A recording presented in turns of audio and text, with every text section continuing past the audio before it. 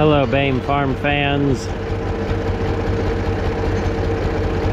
Now we're watching Uncle John again. He's in the TW. And we're trying to chop this sod into something. I don't know how many times I dissed it the other day. I gave up. And now, well, I'm on the 28. So what am I doing here on the 28? I got the harrogator. Yeehaw. Or the harrow-gator. Depends on how you spell it. Drag. Can't think what other name you'd call these things. I don't know who made it. Haven't found a tag. It's so old and rusty.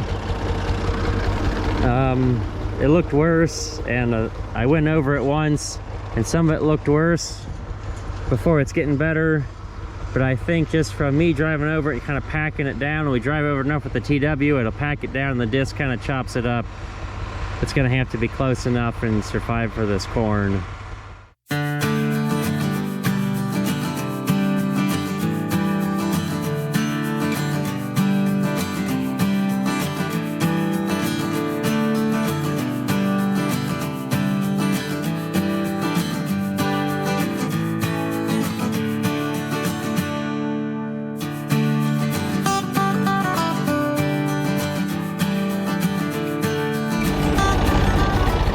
Well, we're to the planting portion of this field. I didn't get a whole lot of action at harrogating because I don't want to say it wasn't going well, but hopefully it looks better on camera, the finish of the field. You don't want to know how many times I went across the field. It was a bunch. It was ridiculous. So I got it somewhat leveled out. Probably got a lot of root balls on top. Oh, my leg hit the lever. How convenient.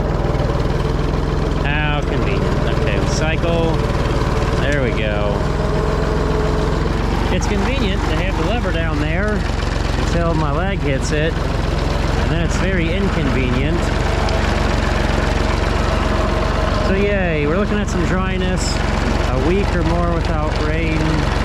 We haven't had rain for, well, it's I guess 4 days, so that's good. So I put the seed a little deeper.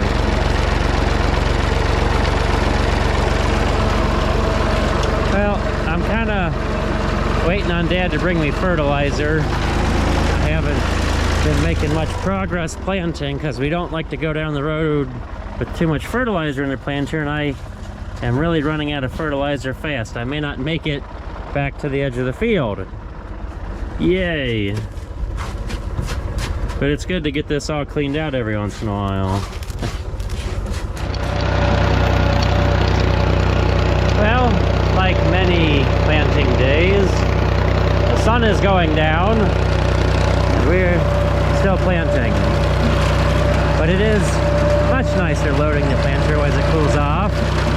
Spend most of the day doing tillage, and then we plant. So if the rows are crooked, well, you can say that's because we were planting at dark. Or I was too busy looking at the planter with the camera while planting.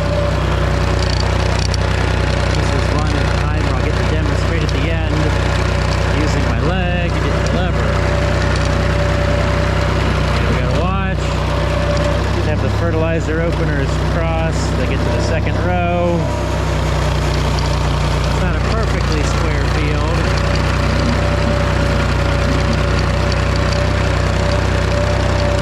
Now the fun part.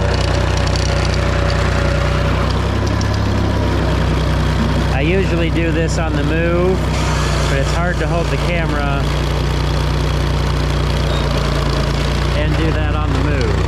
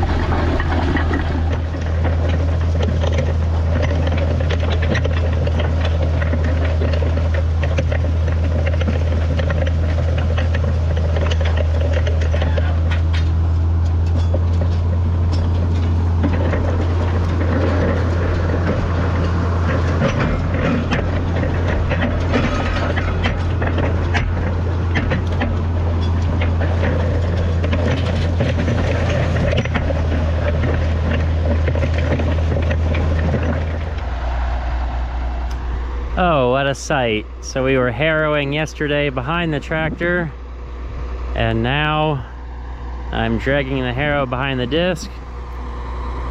You know, there's no sod out here. This is cropland. There was a small, tasteful smattering of our bluegrass cover crop out here when I chisel plowed, but nothing too wild. Definitely not covered like sod, but enough to make you think it was grassy.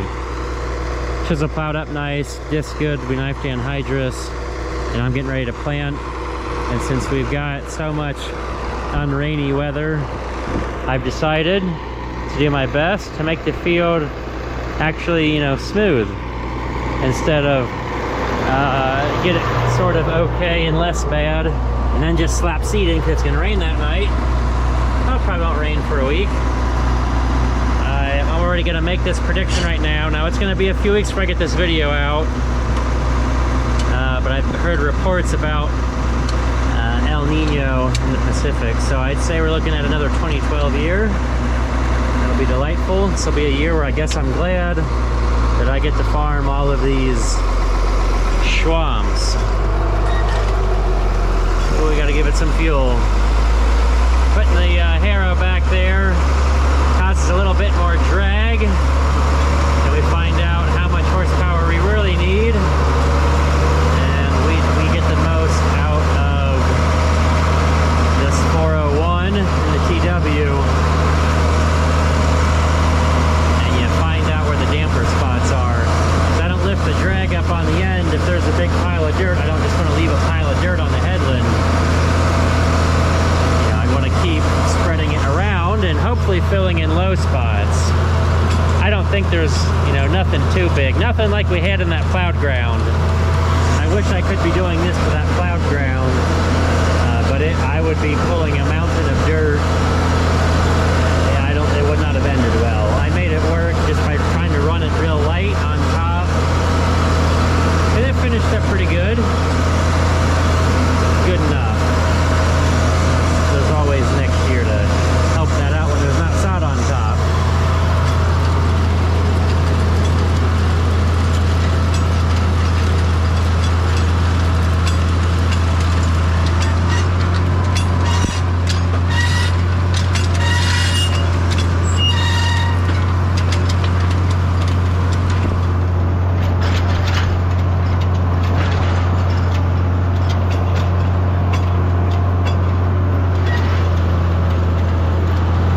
The turn is mildly annoying because the harrow isn't quite as wide as the disc, and the width of the disc is kind of a correlation to how long the hitch on the harrow would be. If the harrow was wider, it would have a longer hitch, and I get really close to touching the furrow filler there on the end,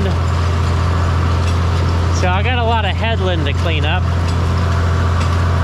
But I'm more happy with this level result than worrying about having to make an extra headland pass for bigger, wider turns. It's kind of hard to see. We're making a small bit of dust, but we have a good bit of moisture underneath. Like a lot of moisture underneath. Just the top got dry here in the sun.